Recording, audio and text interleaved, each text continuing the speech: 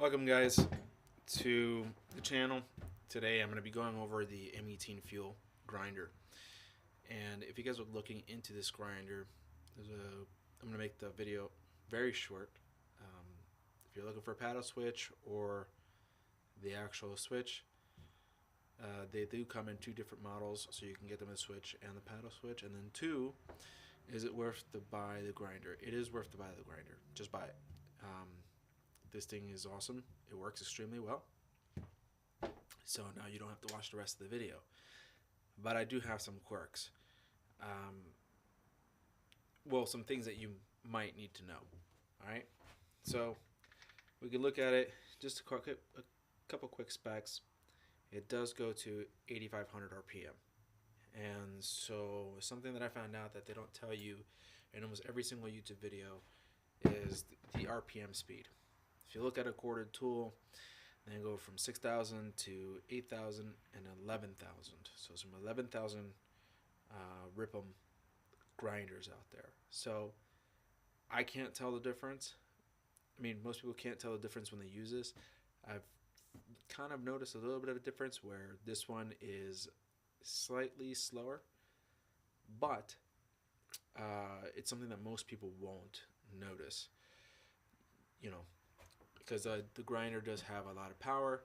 You can really push on it and it won't stop. And if it stops, it's great because it means that it's protecting itself. So that's typical with the Milwaukee grinders. Been using this for about a year, and the way that I use it is I work with fixing boats and grinding fiberglass. So I use this to cut fiberglass. I use this to grind fiberglass. I've used this to cut metal, stainless steel, and aluminum. I wouldn't use a grinder for aluminum as much, though it will gum up the abrasive. But overall, it's a great machine. Some things that you need to pay attention to with this grinder, and I'll see if I can pull up an image, but I'm not exactly sure how this YouTube thing works for me to pull up images on the app. That's how I'm using my phone right now. But you'll notice one thing, right? You got the paddle switch, and then there's one that comes with the thumb lock, right? I picked the paddle switch because I work in very uncomfortable positions, and if I let go of the switch, I want it to start stopping, right? This does not have the brake. This is the model without the brake. The model with the brake is much more expensive. To be honest, you know, I would really like to have the one with the brake, but cost mucho dinero. So the safety works in which you lift this up and then you press down. So the best way that I've come to find out is just to bring it up and then grab it, and then if I need to switch it over, I can switch over and grab the grip and hold it. And so the good thing about this is that for people like me, I have really bad hands. So as soon as I start feeling a little bit exhausted, I might not notice that I'm letting go of the machine because my hands are a little weird. They hurt, so I'm trying to push through, but my hands are losing grip. And so as soon as I start losing grip, the machine will shut off. I don't know how many times that's happened to me with a thumb switch, and I'm hurting, and all of a sudden the pain in my hand gets too much, and I'm trying to hit the thumb switch, and I kind of am worried that I'm gonna drop the machine. And that's me. That's because my hands are rather weak. I've hurt them pretty badly, and so I like the paddle switch, even though to me it can be painful because, like I said, I have arthritis in my hands, and so as I start losing grip, it's like I'm making it worse. But then again, I'm not going to drop the machine when I'm in an uncomfortable position. And I mean uncomfortable, I mean uncomfortable. I'm not cutting metal like how most of these people are cutting metal where they have some stock, and they'll just go ahead and cut repetitively. I'm inside a boat, in a hole, at an incline, on a slippery surface, with suit and gear on, dusty environment, extremely dusty environment, where I'm wearing a mask, a respirator, or full face mask with an air-fed hose, and it's extremely uncomfortable to be holding things. And you're trying to cut far, or you're trying to grind far, and so you kind of want that where you just let go and it starts slowing down, and you're not worried about it falling on you, or the gloves, because you're in a dusty environment, losing grip on the machine, and you're on the floor, let's say grinding the bottom side of a boat, and you're grinding up, and you're trying to position your hand and it falls. So, because that's happened to me. I mean, I bought the battery powered one for that reason.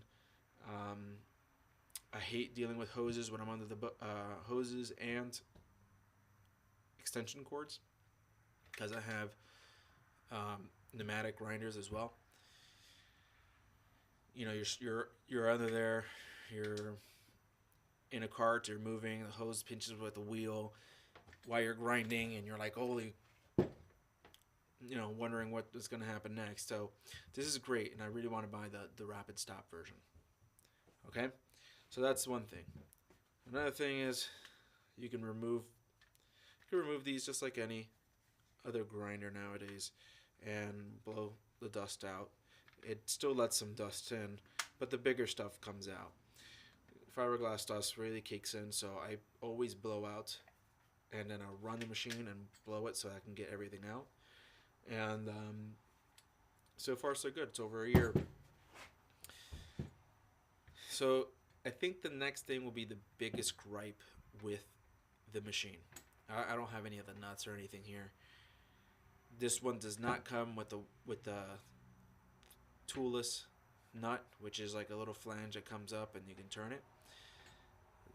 So that's one thing. That's a rapid stop one that comes with that, which this one came with it, but it doesn't. I already lost the flanges. I've got other brand ones that I put on here. But the biggest thing is this. Okay? If you go to buy this tool, you'll go ahead, okay, I'm going to buy it. You look at all the pictures, and they look nothing like this. They usually have like a little paddle on the side where you press or pull or something. I don't know, because I never got to use it, because every time I wanted to buy one of these, it was one of those. And it does not show up on the manual.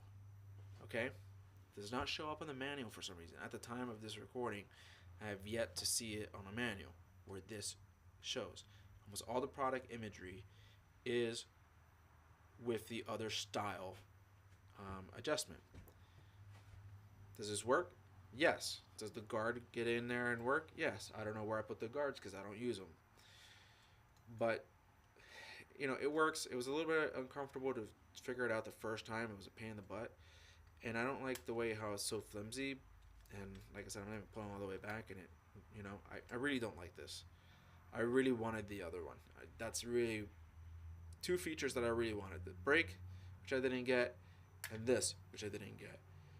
And the third one was so it really annoyed me. The thing is, this same model does have that paddle. You buy the box, you don't know which one you're getting. I really don't. Like, you look at the image in the box, it will have the other design, and then you look at this one, and then you come out and it's this one. So it really irked me. It really made me mad. There's a reason why. If you want to buy the dust shroud, or the cutting shroud, and what that is, it looks like it's a guard, but it encloses the blade. So when you want to cut something, which is this way, you can attach a vacuum on there and extract the dust. So if you're using it for concrete, it'll extract the dust. If you're using it for grinding, grinding is like this way, the shroud will actually fit over the disc with brushes on the bottom, and it has an outlet, and you hook up the vacuum that way. If you go to buy it, the universal kits do not work. A couple of reasons why. That notch right there. So if you have this, do not buy the dustless universal kit. It will not work on this. I've tried. It has 3 clamps that go, 1, 2, and 3, or whatever. And when you use a nut driver to use that hose clamp that they come with to attach here, every other grinder doesn't have this notch. So when you go to use it, it doesn't fit well. It'll slip off. So you can't use a universal shroud. Okay, so what do? Let's go buy the Milwaukee one. You go to find the Milwaukee one. I'm going to find the Milwaukee one, a 5-inch grinding shroud. You go to order it. Come to find out, it does not fit this one because it uses the same mechanism. And you're like, what the heck? Right? Why can't I use that shroud? And for the last year or so, I went, looking for a shroud. I ended up finding the shroud. And the shroud, if you look at the image, would have the segment cuts here. So it does not use the hose clamp and the clamps on the outside. So there's a different Milwaukee version that does that. And that's the one that you need to buy for this one. If you don't buy it and you try to buy the other ones, it will not work. So no universal and no regular Milwaukee one. You got to find that model number. Now, I'll see if I can get you the model number in the description below so that you can actually see that. And it's literally like I have yet to order it because I was so irked about it. But I'm gonna buy one, and they're expensive. They're like $60, and there's a cutting one that you can buy as well. It's $60. I'll put that in the comment section or in the description of the video so you guys can see it. Would I buy this again? Yeah, I would buy it again now that I know that I can get the dust shroud specifically for this one because now it's available. I don't know when it became available, but I was looking for it forever and I couldn't find it, and I found it a couple weeks ago. So you can buy it, and you can see in the reviews when you're looking for the shroud, read the reviews, because you can have the same model number, okay, the 2780 TAC 20 or whatever the kit that you bought, but this is the model number. You would actually have to provide them the serial number so that they know which one you have in the head so that you can get the correct dust shroud. Okay? So I'm just going to keep that there so you guys can really see the head.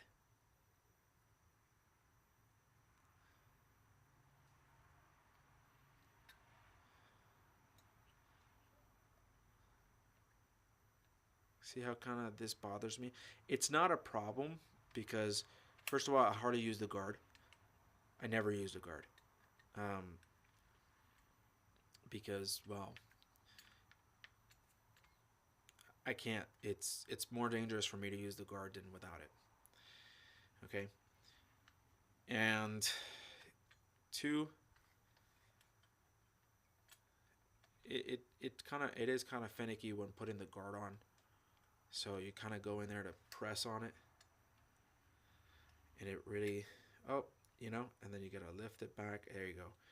See, it always wants to get stuck right on here. So you'll pull that back, and then you can get it there. The other one, it doesn't appear that it has that problem. So if you can get that one, I highly suggest it because then you can buy the universal kit and use it. And the universal dust collectors are great. It does come with an anti-vibration handle. I take it off because, like I said, most of the time I'll go up like this, hold it, and I'll keep my hand as far. And I will actually use 2 hands, and I'll try to ground myself because, like I said, the job that I'm doing, I'm in small spaces with steep inclines. I'm inside of a hole, and I need to make sure that I have a control over the tool. Okay, my rest of my body is leaning on something, and I want to keep it away from the blade, so you keep it like that.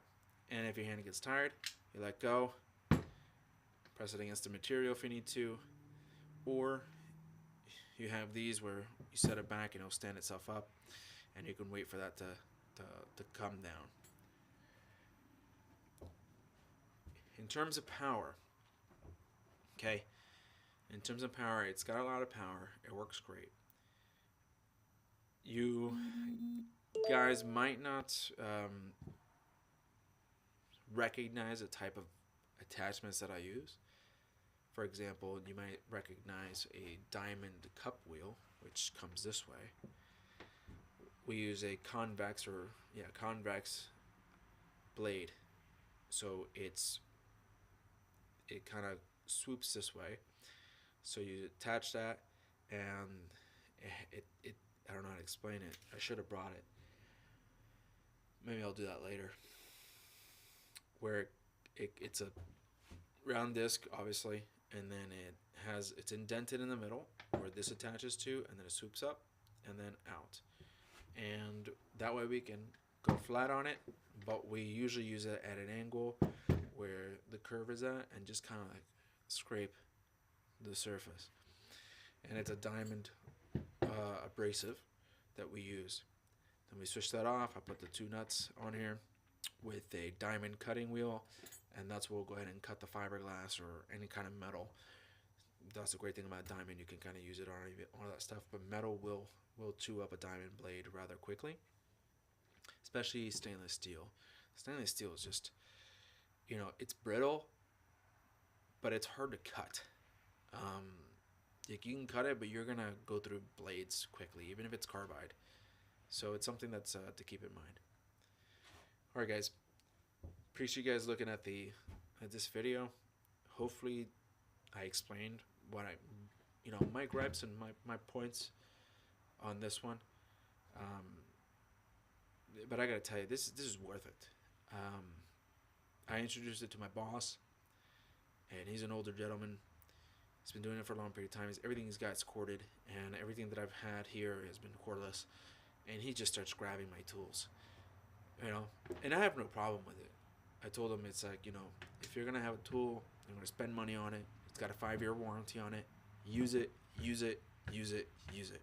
Because if it dies within the 5 years, you can replace it, and it's no cost to me. So I want it to be used. If I don't use the tool and it's sitting there, and because, oh man, it's expensive, I don't want to use it, it's too good, I don't want to damage it, or you're afraid of it, then at the end of the 5 years, I'm SOL when it comes to, I have to buy another. And so then it's the same thing all over again. So I tell them, use it, abuse it, take advantage of it. I don't care. It's a tool. It's meant to be used, and it's meant to get us, out of work early, and it's made to make us money. So if I need to buy 2 more just to kind of keep us more convenient, even though it costs me more money, so I can have a dedicated blade, so be it. Because that is 5-10 minutes of time savings. I mean, just by switching this, I've had at least 10 minutes per every time that I have to do anything with a grinder saved. And that's a lot of times in my day. So I might get another one. I might get 2 more.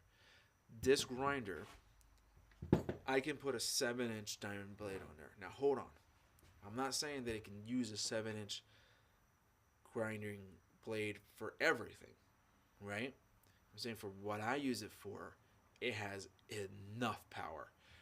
I can use a 7-inch grinding disc. You say, now that's dangerous. Yes, it is dangerous, but my job is different than your job. And my job,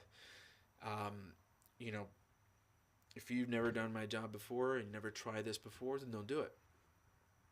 But I gave it a try. Like I said, I keep my hand away from it. It is for very hard to reach areas in which I use that only. And I wear gloves that have cut protection, and it's an abrasive. So as soon as I let go or something, and it's happened to me, and it hits my glove, it doesn't hurt me. Okay? Because it's the type, how that diamond abrasive is, and the gloves that I'm wearing, and the caution that I take. Don't do it. It's not something that I recommend doing. But I'm trying to hit and grind an area that's in the corner that's really far away that I can't reach. Okay? So if I put a 4 inch, I can't reach it. If I have a big machine, a big large angle grinder, which is heavy, it's too fatiguing. It's too hard to hold two hands in an uncomfortable position. So what do? What's safer for me, right? Is to put a 7 inch in there, start it up, okay? Hold it with two hands, and then work it gently, okay? It's much safer than for me to use a 7 inch grinder with a cord in an extremely uncomfortable position. Like, I will have to show you pictures, and I will do that some other time, and I will show you how I use this with PPE, because PPE is very important. And I don't use it for a long period of time. I make sure that I am well grounded, that my hand's in the correct position, that I'm calm, that no one bothers me when I'm doing it, because that's very important. Don't mess with me when at this moment. People know, hey, I'm going to grind right now. I'm going to be doing something that's very risky, and I'm going to go into that position, and I'm going to go ahead and do it. And that's the key takeaways. Make sure that people are aware of what you're doing, and that you take your time when you're doing stuff. And that's it. It's to stay safe. It's to stay safe. But it's got enough power, and it will cut itself off, and it won't burn itself. And that's the great thing about this one. It won't burn itself to death. And I tell you, the shops next door, they'll be buying Ryobi grinders, they'll be buying DeWalt grinders, corded grinders, and they're burning them. They're burning them every 3-4 months. And I'll be like, hey, when they burn them, I say, here you go, use mine for the next few days. And they'll use it. Then they'll buy another one. And then another 3 months go by, and I'll hand them my grinder again. So I can give them my grinder, and it will do the work. They buy a replacement, and then this is their backup. So I'm going to buy a couple more, and I'm probably going to give some of these away to the shops next to me, so that they never have to suffer anymore. If they buy a cordless grinder made from DeWalt, which has that protection, then they won't have that problem. So, that's, like I said, it's not just a brand thing. It's just they've been putting some smarts in these tools, and the corded ones just don't have it. I don't know. I mean, they need to do that. And I think DeWalt just brought one out. But that's extra talk that I have here. I'm going to let you guys go. I appreciate you guys coming over and watching the video and hearing me rant. I wanted to do this live. I might do it live again. But I recorded this so that you guys can look and just hear me talk and, at least see what I'm talking about, even though I didn't have any examples. But we'll try this again sometime. Please subscribe, hit that like, give a comment. I really want to keep doing this, and the guys in the community has been very nice. They like watching the stuff that I do. So I really appreciate you guys if you guys come over here and view and take a like. All right, thank you.